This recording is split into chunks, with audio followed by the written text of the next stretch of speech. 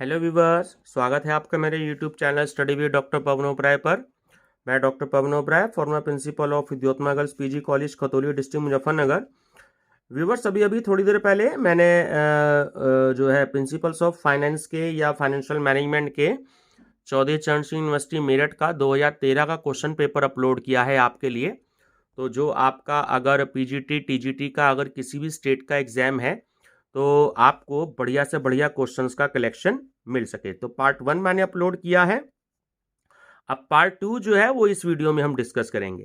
तो जो है ना देखा हो वो मेरा channel study with doctor Pawan Oberoi subscribe करके उसमें जो best MCQs on TGT sorry best MCQs जो है TGT and PGT on commerce पर जो है आप उसमें देख सकते हैं। सारे अच्छे अच्छे क्वेश्चंस का जो कलेक्शन है वो मेरी उसी आपको प्लेलिस्ट में मिलेंगे। चलिए पार्ट सेकंड हम डिस्कस करते हैं। क्वेश्चन 56, ठीक है, चौधरी चरण सिंह यूनिवर्सिटी मेरठ का 2013 का ये आ गया क्वेश्चन पेपर है।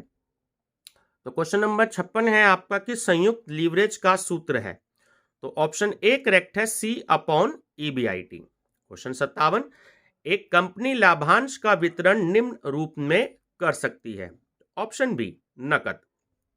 क्वेश्चन 58, एक कंपनी जिसने वित्तीय वर्ष के अंत में लाभ अर्जित किया है के सामने निम्नलिखित विकल्प हैं। देखिए तीनों ही विकल्प है कि लाभ, समस्त लाभ का वितरण, समस्त लाभ का प्रतिधारण और लाभ के एक हिस्से का वितरण एवं शेष का प्रतिधारण। तो आंसर है आपका ऑप्शन डी उपयुक्त सभी। क्वेश्चन 59, गोल्डन एवं वॉल्टर मॉडल निम्न पर आधारित है। बहुत इंपॉर्टेंट क्वेश्चन है। तो ऑप्शन ए करेक्ट है कि लाभांश निर्णय अंशों के बाजार मूल्यों के निर्धारण में संगत है। ठीक है। क्वेश्चन 10 कि एक कंपनी की प्रति अंश आय 5 रुपए है जिसका पूंजीकरण 10% पर होता है तो इसकी निवेश प्रत्याय दर 12% है। तो वॉल्टर मॉडल द्वारा अंश का बाजार मूल्य ज्ञात कीजिए। तो सही आंसर होगा इसका ऑप्शन नंबर आपका बी, 50 रुपए। क्वेश्चन है आपका 61 की, देखिए फार्मूला आपके सामने है, P equal to E 1 minus B divided by की ई माइनस बी आर। उपरोक्त सूत्र लाभांश के संबंध में किसने दिया है? तो ऑप्शन बी करेक्ट है, गॉल्टन ने। ठीक है। क्वेश्चन नंबर 62 कि भुगतान अनुपात ज्ञात कीजिए। यदि आपका प्रति अंश लाभांश 25 रुपए है और प्रति अंश आय आपकी 100 रुपए है तो ऑप्शन बी करेक्ट होगा, वो होगा आपका 25%। ठीक है। क्वेश्चन 63 चालू अनुपात का आदर्श स्तर होता है। तो ऑप्शन सी करेक्ट है, ये बिल्कुल फिक्स है, 2:1। क्वेश्चन 64 यदि एक कंपनी का चालू अनुपात 5:1 हो तथा उसके चालू दायित्व 20,000 रुपए हो तो उस कंपनी की चालू संपत्तियां कितनी होंगी? तो ऑप्शन सी 1,00,000 रुपए। क्वेश्चन 65 निम्न आंकड़ों से मितव्ययी आदेश मात्रा मतलब इकोनॉमिक ऑर्डर क्वांटिटी ज्ञात कीजिए। ठीक है।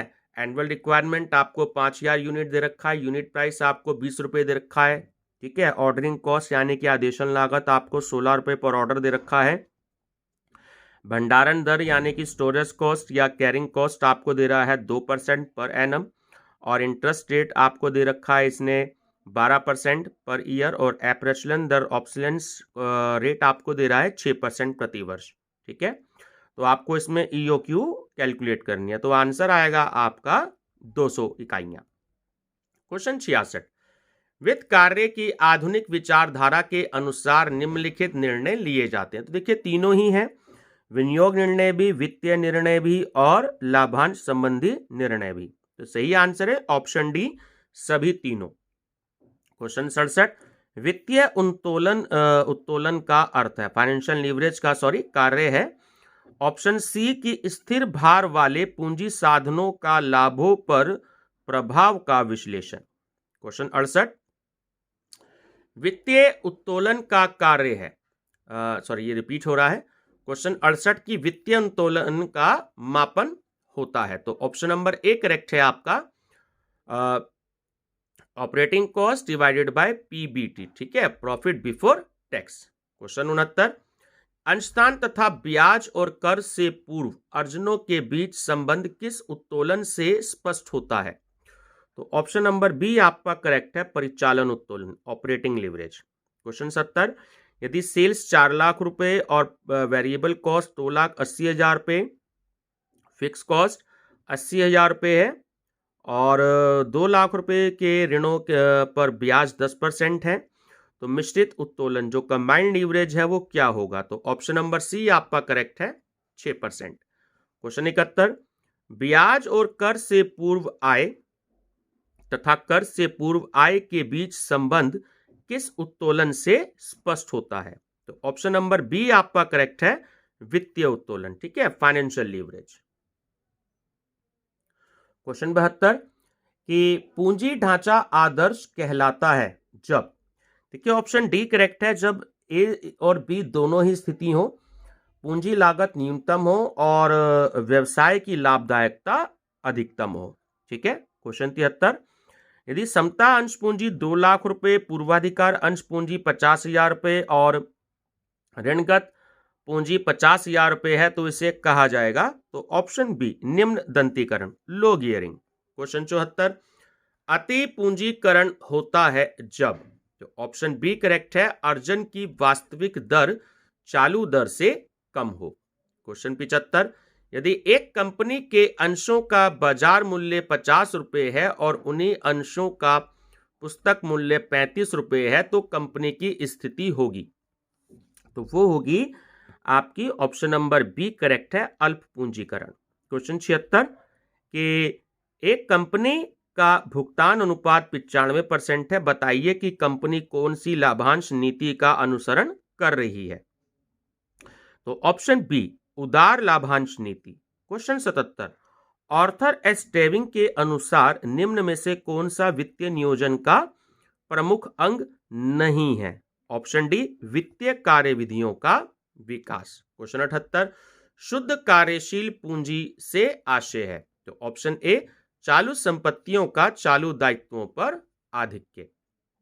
ठीक है, जो आपका फार्मूला होता है वर्किंग कैपिटल वाला की current assets minus current liabilities. Question 79, कार्यशील पूंजी ज्ञात करने की रोकड़ पूर्वानुमान विधि आधारित है?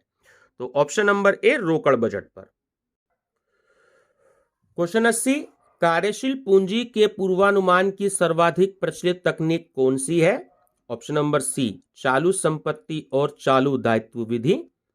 क्वेश्चन 81, किसी व्यवसाय में रोकड़ रखने के उद्देश्य होते हैं? देखिए तीनों ही होते हैं, व्यापार संबंधी लेन देन भी, सुरक्षा संबंधी और क्षतिपूर्ति संबंधी भी। तो सही आंसर है ऑप्शन डी उक्त सभी।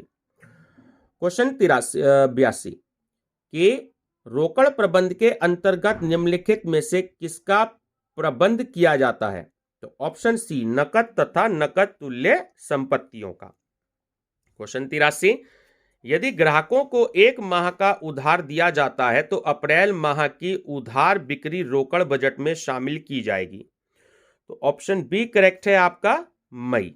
ठीक है। क्वेश्चन 84, प्राप्यों में शामिल होता है? तो ऑप्शन सी करेक्ट है, देनदार तथा प्राप्य विपत्र दोनों। क्वेश्चन 85, मितव्ययी आदेश मात्रा स्तर पर जो आपका इकोनॉमिक ऑर्डर क्वांटिटी होती है, तो ऑप्शन नंबर बी करेक्ट है, कुल लागत न्यूनतम होती है। क्वेश्चन 86, दिया है सामग्री का वार्षिक उपभोग 4,000 यूनिट, प्रति आदेश लागत 40,000 तथा प्रति इकाई वार्षिक रखरखाव लागत 8 रुपए। तो आपका इकोनॉमिक ऑर्डर क्वांटिटी होगा, वो होगा ऑप्शन नंबर सी 200 इकाई। ठीक है। क्वेश्चन 87, कथन दे रहा है आपको कि लंबवत विश्लेषण स्थैतिक विश्लेषण के रूप में जाना जाता है और इसका कारण दे रहा है कि स्थैतिक विश्लेषण में प्रवृत्ति अनुपात, प्रवृत्ति प्रतिशत और ग्राफ प्रयोग किए जाते हैं। तो देखिए ऑप्शन सी करेक्ट है इसमें, कि कथन तो सही है पर कारण गलत है। ठीक है। क्वेश्चन 88, कि वित्तीय विवरणों में शामिल है? तो ऑप्शन नंबर सी आपका करेक्ट है, कि लाभ हानि खाता और आर्थिक चिट्ठा। क्वेश्चन 89, कि निम्न में से कौन सा चल दायित्व है? ऑप्शन नंबर डी बैंक अधिविकर्ष। क्वेश्चन 90, व्यवसाय के शुद्ध मूल्य का अर्थ है? ऑप्शन डी कुल मूल्यवान संपत्तियां माइनस कुल बाह्य दायित्व। क्वेश्चन 91, प्रति अंश अर्जन की गणना निम्न सूत्र के द्वारा की जाती है। तो ऑप्शन नंबर ए करेक्ट है कि शुद्ध आय माइनस पूर्वाधिकारी लाभांश डिवाइडेड बाय समता अंशों की संख्या। क्वेश्चन 92, एक निम्न स्वामित्व अनुपात संकेत देता है। ऑप्शन सी, कमजोर वित्तीय स्थिति की। क्वेश्चन 93, बिक्री और विनियोगों पर उत्पन्न हुई प्रत्यायों द्वारा दर्शाई गई प्रबंध की कुल प्रभावशीलता के माप के लिए अनुपात है। तो ऑप्शन नंबर बी आपका सही है, क्रियाशीलता अनुपात। ठीक है। क्वेश्चन 94, शुद्ध बिक्री का शुद्ध कार्यशील पूंजी से अनुपात है। ऑप्शन नंबर ए, कार्यशील पूंजी आवर्त अनुपात। क्वेश्चन 95, यदि चालू अनुपात 4:1 हो तो चालू दायित्वों के 12,000 रुपए का होने पर चालू संपत्तियां कितनी होंगी? तो ऑप्शन नंबर सी, 48,000 रुपए। ठीक है। क्वेश्चन 96, यदि एक फर्म का शुद्ध लाभ मार्जिन 20% है और विनियोग पर प्रत्याय 10% है तो कुल संपत्ति आवर्त अनुपात होना चाहिए। Option number B, 2। क्वेश्चन 97, यदि प्रति अंश अर्जने 10 रुपए हैं और प्रति अंश बाजार मूल्य 120 रुपए है तो मूल्य अर्जने अनुपात हैं। Option B, 12:1। क्वेश्चन 98, उच्च दंतीकरण की तुलना में निम्न दंतीकरण को प्राथमिकता दी जाती है। ठीक है, उन फर्मों में जहां मांग है। ऑप्शन ए, अधिक लोचदार। क्वेश्चन 99, जब समता पूंजी ऋण पत्र और अधिकार ऋण पत्र और पूर्वाधिकार अंशों की तुलना में अधिक होती है तो पूंजी ढांचे को कहते हैं। ऑप्शन बी, निम्न दंतीकृत। क्वेश्चन 100, चालू अनुपात 2:1 है, तरल अनुपात 1.5:1 है, चालू दायित्व 6 लाख रुपए है, स्टॉक टर्नओवर आपका 3 गुना है तो विक्रयित माल की लागत निकालिए। ऑप्शन नंबर ए, 9 लाख रुपए। क्वेश्चन 101, स्कंद आवर्त अनुपात की प्रकृति है। तो ऑप्शन नंबर सी, क्रियाशीलता अनुपात। क्वेश्चन 102, अनुपात जितना कम होता है उतना ही अनुकूल होता है, यह लागू होता है। ऑप्शन सी, व्यय अनुपात। ठीक है। क्वेश्चन 103, ऋण सेवा अनुपात संबंधित है। तो ऑप्शन नंबर ए, दीर्घकालीन शोधन क्षमता। क्वेश्चन 104, तरल संपत्तियों की गणना की जाती है। तो ऑप्शन बी करेक्ट है, चालू संपत्तियां minus closing stock minus प्रीमिलरी expenses. Question 105, पूर्व संरचना के विश्लेषण में कौन सा अनुपात उपयोगी नहीं है? ऑप्शन डी, विनियोजित पूंजी पर प्रत्याय। क्वेश्चन 6, निम्नलिखित सूचनाओं से सकल लाभ अनुपात की गणना कीजिए। देखिए, जो बेची गई इकाइयां वो 3,000 है, जो विक्रय मूल्य है वो 80 रुपए प्रति यूनिट है और जो कॉस्ट प्राइस है वो आपका 65 रुपए पर इकाई है। ठीक है, तो ऑप्शन ए करेक्ट होगा, 18.7%। और लास्ट क्वेश्चन है इस वीडियो का, देनदार 5,000 रुपए, प्राप्य बिल 1,000 रुपए, वर्ष की उधार बिक्री 24,000 रुपए। ठीक है, नकद बिक्री है 6,000 रुपए, तो औसत वसूली अवधि होगी तो वो होगी आपकी ऑप्शन नंबर सी, 3 माह। ठीक है व्यूअर्स, इससे आगे के क्वेश्चन जो है वो हम जो है अगली वीडियो में डिस्कस करेंगे क्योंकि क्वेश्चंस मेरे पास से बहुत हैं। तकरीबन ये प्रिंसिपल ऑफ फाइनेंस या फाइनेंशियल मैनेजमेंट के मेरे पास में तकरीबन 1000 के आसपास क्वेश्चन है। तो मैं इससे आपसे डेली पार्ट 1, पार्ट 2, पार्ट 3, ठीक है, क्लास इसमें हमारी ये जो है 10 ही रहेगी तो उससे एक आपको भी आइडिया हो जाएगा। ठीक है, तो इसी क्लास 10 में पार्ट 1, पार्ट 2, पार्ट 3 को हम डिस्कस करेंगे। वीडियो पसंद आई हो तो लाइक शेयर सब्सक्राइब जरूर करिएगा। ठीक है, और जो आपके साथी हो, जो फ्रेंड सर्कल में हो, जिन्हें ऐसे क्वेश्चंस की जरूरत हो तो आप शेयर जरूर करिएगा। ठीक है, कोई भी सजेशन हो तो आपका स्वागत है। Thank you viewers.